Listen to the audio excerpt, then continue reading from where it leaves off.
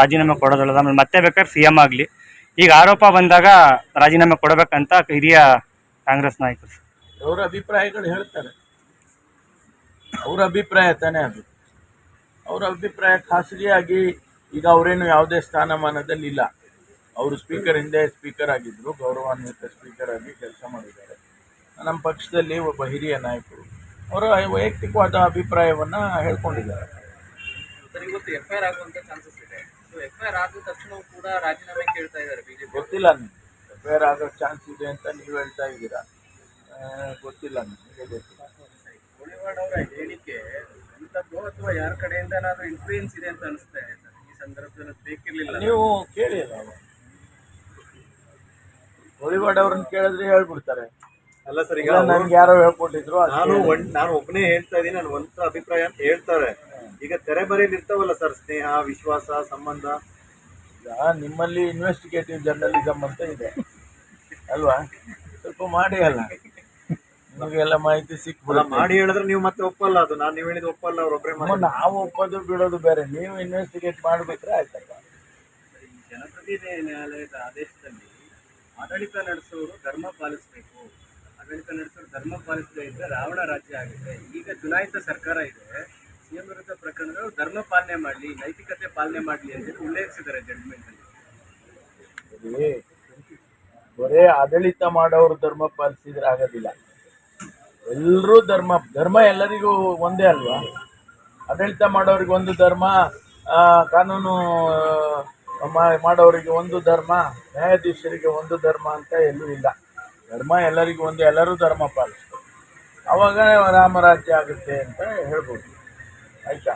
ಅದರಿಂದ ಎಲ್ಲರಿಗೂ ಅಪ್ಲೈ ಆಗುತ್ತೆ. ಪತ್ರಗಳಿಗೆ ಉತ್ತರ ಕೊಡುವ ವಿಚಾರದಲ್ಲಿ ಕೂಡ ನಿನ್ನೆ ನಿರ್ಣಯ ಆಗಿದೆ. ಎಲ್ಲ ಪತ್ರಗಳಿಗೂ ಉತ್ತರ ಕೊಡಬೇಕಾ ಅಥವಾ ಸೆಲೆಕ್ಟೆಡ್ ಮಾತ್ರ ಕೊಡಬೇಕಾ? ಎಲ್ಲ ಪತ್ರಗಳಿಗೂ ಕೊಡೋಣ, ಅದಕ್ಕಿಂತ ತಾಪತ್ರೆ ಇಲ್ಲ. ಆದರೆ ಸಂಪುಟದ ಗಮನಕ್ಕೆ ಬಂದು ಉತ್ತರ ಕೊಡಿ ಅಂತ ಹೇಳಿದ್ದಾರೆ. ಯಾಕೆಂದರೆ ಅನೇಕ ಸಂದರ್ಭದಲ್ಲಿ ಇಲಾಖೆಗಳಿಂದ ನೇರವಾಗಿ ಮಾಹಿತಿ ತರಿಸ್ಕೊಂಡು ಚೀಫ್ ಸೆಕ್ರೆಟರಿ ಅವರು ರಿಪ್ಲೈ ಮಾಡ್ತಕ್ಕಂಥದ್ದು ಎಲ್ಲ ಆಗಿದೆ ಅಂತೇಳಿ ನೀವು ಯಾವುದೇ ರಾಜ್ಯಪಾಲರು ಬರೆದ ಪತ್ರಗಳಿಗೆ ಸರ್ಕಾರದ ಗಮನಕ್ಕೆ ತಂದು ರಿಪ್ಲೈ ಮಾಡಿ ಅಂತ ತೀರ್ಮಾನ ಮಾಡಿದ್ದಾರೆ. ಸರ್, ಈಗ ನೀವು ಕ್ಯಾಬಿನೆಟ್ಗೆ ಬಂದೇ ಹೋದ್ರೆ ಕೂಡ ಎಲ್ಲರೂ ಅವ್ರು ಕೇಳಿದ ದಾಖಲೆಗಳೇನಿದ್ರೆ ಕೊಡಬೇಕಾಗುತ್ತಲ್ಲ ಸರ್? ಆ ರಿಸ್ಟ್ರಿಕ್ಷನ್ ಯಾಕೆ ಕ್ಯಾಬಿನೆಟ್ಗೆ ಬರಲೇಬೇಕು? ಹೌದು, ಗಮನಕ್ಕೆ ಎಲ್ಲರೂ ಸರ್ಕಾರದ ಗಮನಕ್ಕೆ, ಸರ್ಕಾರ ಅಂದ್ರೆ ಕ್ಯಾಬಿನೆಟ್, ಅದು ಗಮನಕ್ಕೆ ಬರಬೇಕಲ್ಲ.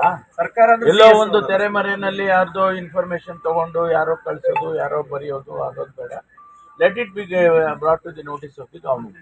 ಸರ್, ಈಗ ಅವ್ರು ಕೇಳಿದಂತ ಅರ್ಕಾವತಿ ಅಥವಾ ಇದಕ್ಕೆ ಸಂಬಂಧಪಟ್ಟಿದ್ದು ಬೇರೆ ಬೇರೆ ಅದನ್ನೆಲ್ಲ ಹೇಗೆ ಕ್ಯಾಬಿನೆಟ್ ಕೊಡ್ತೀರಾ? ಎಲ್ಲ ಕ್ಯಾಬಿನೆಟ್ಟಿಗೆ ಬಂದ್ಮೇಲೆ ಕ್ಯಾಬಿನೆಟ್ ತೀರ್ಮಾನ ಮಾಡುತ್ತೆ. ಈ ಮಾಹಿತಿ ಅವ್ರಿಗೆ ಕೊಡೋದು ಅಗತ್ಯ ಇಲ್ಲ ಅಂದ್ರೆ ಅಗತ್ಯ ಇಲ್ಲ, ಕೊಡೋದಿಲ್ಲ. ಇಲ್ಲ ಕೊಡಬೇಕು ಅಂತ ಹೇಳಿದ್ರೆ ಕೊಡ್ತೀವಿ. ಆ ತೀರ್ಮಾನ ಯಾರು ಮಾಡೋದು? ಚೀಫ್ ಸೆಕ್ರೆಟರಿ ಮಾಡೋದಲ್ಲ. ಚೀಫ್ ಸೆಕ್ರೆಟರಿ ಒಬ್ಬ ಅಧಿಕಾರಿ. ಅದಕ್ಕೋಸ್ಕರ ಚೀಫ್ ಸೆಕ್ರೆಟರಿ ಸರ್ಕಾರದ ಗಮನಕ್ಕೆ, ಮುಖ್ಯಮಂತ್ರಿಗಳ ಗಮನಕ್ಕೆ ತಂದು ಕೊಡಿ, ಅದನ್ನು ನಾವು ಬೇಡ ಅಂತ ಹೇಳೋದಿಲ್ಲ. MB ಪಾಟೀಲ್ರ ವಿಚಾರದಲ್ಲೂ ಕೂಡ ವರದಿ ಕೇಳಿದ್ದಾರೆ. MB ಪಾಟೀಲ್ ಸುದ್ದಿಗೋಷ್ಠಿ ಹೇಳ್ತಾರೆ, ಏನು ಇಲ್ಲ ಅಂದ್ರೆ ನಿಯಮದ ಪ್ರಕಾರ ಮಾಡಿದ್ವಿ ಅಂಥದ್ದು ಉತ್ತರ ಕೊಡೋಕ್ಕೂ ಕೊಡ್ತಾರೆ. ಎಲ್ಲದು ಅಂದಮೇಲೆ MB ಪಾಟೀಲ್ ಒಂದೇ ಸಪ್ರೇಟ್ ಆಗಲ್ಲ. ಎಲ್ಲರದ್ದು ಕೂಡ ಯಾವುದೇ ವಿಚಾರ ಬಂದರೂ ಬರೀ MB ಪಾಟೀಲು ಇಲಾಖೆಗೆ ಸಂಬಂಧಪಟ್ಟಿದ್ದಲ್ಲ, ಯಾವುದೇ ಇಲಾಖೆಗೆ ಬಂದು ಮಾಹಿತಿಯನ್ನು ಕೊಡುವಾಗ ನೀವು ಕ್ಯಾಬಿನೆಟ್ ಗಮನಕ್ಕೆ ತಂದು ಕೊಡಿ. ಅವಾಗ ಏನಾಗುತ್ತೆ, ಚೀಫ್ ಸೆಕ್ರೆಟರಿ ಮೇಲೆ ವಾಪಸ್ ಮಾಡೋದಿಲ್ಲ, ಸರ್ಕಾರ ಹೊಣೆ ಹೊರುತ್ತೆ. ಅದಕ್ಕೋಸ್ಕರ ಆ ಥರ ಮಾಡಿ. ಡೆಲ್ಲಿ ಪೊಲೀಸ್ ಆ್ಯಕ್ಟ್ ಅಡಿಯಲ್ಲಿ CBIಗೆ ಇನ್ವೆಸ್ಟಿಗೇಷನ್ ಮಾಡೋದಕ್ಕೆ ಅವಕಾಶ ಇದೆ. ಅನೇಕ ಸಂದರ್ಭದಲ್ಲಿ ಕೇಂದ್ರದಿಂದ ಅನೇಕ ರಾಜ್ಯ ಸರ್ಕಾರಗಳು ಅವರಿಗೆ ಡೈರೆಕ್ಟಾಗಿ ಬಂದು ಇನ್ವೆಸ್ಟಿಗೇಷನ್ ಮಾಡೋದಕ್ಕೆ ಅವಕಾಶ ಮಾಡಿಕೊಟ್ಟಿದ್ದಾರೆ ಕಾನೂನಲ್ಲಿ. ಕೆಲವು ಸಂದರ್ಭದಲ್ಲಿ ರಾಜ್ಯಗಳು ಇಲ್ಲ, ನಮ್ಮ ಪರ್ಮಿಷನ್ ತೊಗೊಂಡು ನೀವು ಬರಬೇಕಾಗತ್ತೆ, ಸ್ಟೇಟ್ ಪರ್ಮಿಷನ್ ಇಸ್ ರಿಕ್ವೈರ್ಡ್ ಅಂತ ಮಾಡಿದ್ದಾರೆ. ನಮ್ಮ ರಾಜ್ಯದಲ್ಲೂ ಕೂಡ ಇದೇನು ಮೊದಲನೇ ಸಾರಿ ಅಲ್ಲ, ಆಶ್ಚರ್ಯ ಪಡೋ ಅಂಥದ್ದು ಏನಿಲ್ಲ. ಮೊದಲನೇ ಸಾರಿ ಏನೋ ನಾವು ಮಾಡಿದ್ದೇವೆ ಅಂತ ಹೇಳಿದರೆ ಏನೋ ಉದ್ದೇಶ ಇಟ್ಕೊಂಡು ಮಾಡಿದ್ದಾರೆ ಅಂತ ಹೇಳ್ಬೋದು. ಆದರೆ ಈಗಾಗಲೇ 4-5 ಬಾರಿ CBIನವರಿಗೆ ನೀವು ಡೈರೆಕ್ಟಾಗಿ ಇನ್ವೆಸ್ಟಿಗೇಷನ್ ಮಾಡಬಾರ್ದು, ನಮ್ಮ ಪರ್ಮಿಷನ್ ತೊಗೊಂಡು ಮಾಡಬೇಕು ಅಂತ ಹೇಳಿರೋದನ್ನು ತೀರ್ಮಾನವನ್ನು ಮಾಡಿದ್ದಾರೆ. ಅದಾದಮೇಲೆ ಕೆಲವು ಸಂದರ್ಭದಲ್ಲಿ ಇಲ್ಲ ನೀವು ಬರ್ಬೋದು, ನೀವೇನು ಪರ್ಮಿಷನ್ ಬೇಕಾಗಿಲ್ಲ ಅಂತ ಹೇಳಿ ಕೂಡ ಮಾಡಿದೆ. ಹಿಂದಿನ ಸರ್ಕಾರ ಆ ರೀತಿ ಮಾಡ್ಕೊಂಡಿದೆ. ನಾವು ರಾಜ್ಯ ಸರ್ಕಾರ ಈಗ ಇರ್ತಕ್ಕಂಥ ಸಂದರ್ಭದಲ್ಲಿ ಅನೇಕ ಕೇಸ್ಗಳಲ್ಲಿ ಅವರು ಬಂದು ರಾಜ್ಯ ಸರ್ಕಾರದ ಗಮನಕ್ಕೆ ಬಾರದೆ, ರಾಜ್ಯ ಸರ್ಕಾರಕ್ಕೆ ಯಾವುದೇ ಮಾಹಿತಿಯನ್ನು ಕೂಡ ಕೊಡದೆ ಅವರು ಇನ್ವೆಸ್ಟಿಗೇಷನ್ ಮಾಡೋದು ಸರಿ ಇಲ್ಲ ಅಂತೇಳಿ ನಾವು ಆ ರೀತಿ ತೀರ್ಮಾನ ತಗೊಂಡಿದ್ದೇವೆ. ಈ ಸಂದರ್ಭದಲ್ಲಿ ಸಿದ್ದರಾಮಯ್ಯ ಮೇಲೆ ಆರೋಪ ಸರಿ ಇಲ್ಲದೆ ಇರ್ಬೋದು, ಆದರೆ ನಾವು ತಗೊಂಡಿರ್ತಕ್ಕಂಥ ತೀರ್ಮಾನ ಬರೀ ಸಿದ್ದರಾಮಯ್ಯನವರನ್ನ ಮುಂದೆ ಇಟ್ಕೊಂಡು ಮಾಡಿರುವಂಥದ್ದಲ್ಲ. ಇದು ಅಫಿಷಿಯಲ್ಸ್ಗೆ ಅಪ್ಲೈ ಆಗುತ್ತೆ, ಆಮೇಲಿಂದ ಜನಪ್ರತಿನಿಧಿಗಳಿಗೆ ಅಪ್ಲೈ ಆಗುತ್ತೆ. ಅದಕ್ಕೋಸ್ಕರ ಅದನ್ನು ಆ ತೀರ್ಮಾನವನ್ನು ತಗೊಂಡಿದ್ದೇವೆ, not in the interest of Siddaramaiah. Sir, ಇನ್ನೊಂದು, ಈ ರಾಜಭವನದಿಂದಲೇ ಮಾಹಿತಿ ಸೋರಿಕೆ ಆಗ್ತಿದೆ ಅನ್ನುವಂಥದ್ದು ಲೋಕಾಯುಕ್ತದವರು ಅನುಮಾನ ವ್ಯಕ್ತಪಡಿಸಿದ್ದಾರೆ. ಲೋಕಾಯುಕ್ತ ಐದುವರೆ ಅವರು ಅಲೋಕ್ ಮೋಹನ್ಗೂ ಪತ್ರ ಹೊರಟಿದ್ದಾರೆ. ರಾಜಭವನ ಸಚಿವಾಲಯದಿಂದ ಲೀಕ್ ಆಗಿರೋ ಸಾಧ್ಯತೆಗಳಿದ್ದಾವೆ, ಅವ್ರ ವಿರುದ್ಧ ತನಿಖೆ ಮಾಡಲಿಕ್ಕೆ ಅನುಮತಿ ಕೇಳಿ ಲೆಟರ್ ಬಂದಿದೆ ಸರ್. ಇಲ್ಲ, ರಾಜಭವನದಲ್ಲಿ ಲೀಕ್ ಆಗ್ತದೆ ಅಂತ ಅಂದರೆ ರಾಜಭವನದವರೇ ಜವಾಬ್ದಾರಿ ಅಲ್ವಾ? ನಾವು ಹೆಂಗೆ ಜವಾಬ್ದಾರಿ ಆಗ್ತೀವಿ? ಆ ಕಾಂಪೌಂಡ್ ಒಳಗಡೆ ಯಾರು ಹೋಗೋಕ್ಕೂ ಸಾಧ್ಯ ಇಲ್ಲ. ಅಂಥದ್ರಲ್ಲಿ ಅಷ್ಟೊಂದು ನಾವು ಹೈ ಸೆಕ್ಯೂರಿಟಿ ಝೋನ್ ಅಂತ ಮಾಡಿದ್ದೀವಿ. ಅಲ್ಲಿ ಲೀಕ್ ಆಗ್ತದೆ ಅಂದರೆ ಅವರೇ ಯಾರೋ ಮಾಡಿರ್ತಾರೆ, ಬೇರೆಯವ್ರು ಮಾಡೋದಕ್ಕೆ ಸಾಧ್ಯ ಇಲ್ಲ. ಹಾಗಾಗಿ ಅದು ಅವರ ಜವಾಬ್ದಾರಿ. ಅದನ್ನು ಇನ್ವೆಸ್ಟಿಗೇಷನ್ ಮಾಡಬೇಕು ಅಂತಂದರೆ ರಾಜ್ಯ ಸರ್ಕಾರಕ್ಕೆ ಇನ್ವೆಸ್ಟಿಗೇಷನ್ ನಾವು ಮಾಡ್ತೀವಿ. ರಾಜಭವನದಿಂದಂದರೆ ಅನೇಕ ಪತ್ರಗಳು ಬರ್ತಾ ಇದೆ. ಅದ್ರ ಜೊತೆಗೆ ಈ ಪತ್ರನೂ ನೀವು ಇನ್ವೆಸ್ಟಿಗೇಷನ್ ಮಾಡಿ ಅಂತ ನಮ್ಗೆ ಬರೆದ್ರೆ ನಾವು ಮಾಡ್ತೀವಿ.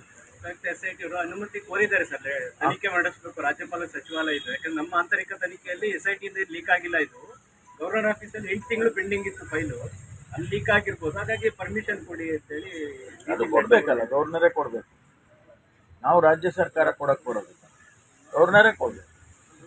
ಗವರ್ನರು ಕೊಟ್ಟರೆ ಅವರು ಪ್ರವೇಶ ಮಾಡ್ತಾರೆ, ಇನ್ವೆಸ್ಟಿಗೇಷನ್ ಮಾಡ್ತಾರೆ. ಯಾರು ಸಂಬಂಧಪಟ್ಟ ಅಧಿಕಾರಿಗಳಿದ್ದಾರೆ ಅಲ್ಲಿ ಅವ್ರನ್ನ ತನಿಖೆ ಮಾಡ್ತಾರೆ. ಅದು ರಾಜಭವನಕ್ಕೂ ಲೋಕಾಯುಕ್ತಕ್ಕೂ ಬಿಟ್ಟಿರೋದು, ನಮಗೆ ಮಧ್ಯ ಪ್ರವೇಶ ಮಾಡೋಕ್ಕಾಗಲ್ಲ. ಸರ್, ಕೋಳಿವಾಡ ಅವರ ವಿಚಾರ ಸರ್, ಬಿಜೆಪಿಯ ಹೋರಾಟ ಮತ್ತೆ ತೀವ್ರ ಮಾಡ್ತಾ ಇದ್ದಾರೆ. ಮಾಡಲಿ, ಅವ್ರು ಮಾಡೋದು ಅವ್ರು ಮಾಡ್ತಾರೆ. ವಿರೋಧ ಪಕ್ಷ ಆಗಿ ಅವ್ರು ಮಾಡಲೇಬೇಕು, ಅದನ್ನು ಮಾಡ್ತಾರೆ. ಅದನ್ನೇ ಅವರು ಶುರುವಿನಿಂದನೂ ಕೇಳ್ತಾ ಇದ್ದಾರೆ. ಇದೇನು ಹೊಸದೇನಲ್ವ. ಈಗ ಸ್ವಲ್ಪ ಜಾಸ್ತಿ ಮಾಡಿರ್ಬೋದು ಸ್ಪೀಡು, ಆಕ್ಸಿಲರೇಟರ್ ಒತ್ತಿದ್ದಾರೆ ಸ್ವಲ್ಪ. ಸಿದ್ದರಾಮಯ್ಯ ರಾಜೀನಾಮೆ ಕೇಳಿದ್ರು, ಈಗ ಆರೋಪ ಬಂದಿದೆ, ಈಗ ರಾಜೀನಾಮೆ ಕೊಡಬೇಕು ಅಂತ ಬಿಜೆಪಿ ಕೇಳ್ತಾರೆ. ಕಂಪ್ಯಾರಿಟಿವ್ ಸ್ಟಡಿ ಮಾಡೋದಿಲ್ಲ ಅಂತ, ನಮ್ಮದೇ ಇಂಡಿಪೆಂಡೆಂಟ್ ಆಗಿ ಮಾಡ್ತೀವಿ. ಹೋರಾಟಕ್ಕೆ